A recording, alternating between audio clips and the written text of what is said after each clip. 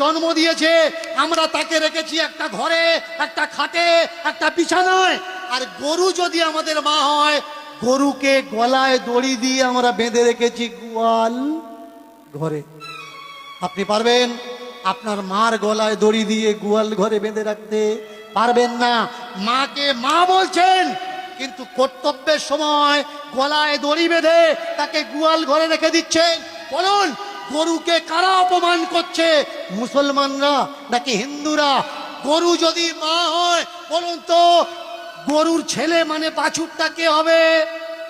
ছোট ভাই হবে। মার পেটে যে হয় সে তো ভাই হয়। এবার বলুন, গরুর বাছুর হলে, বাছুরটা যদি আমার ছোট ভাই হলো, 21 দিন পরে গিয়ে প্রথম দোয়াটা কতদিন দেন?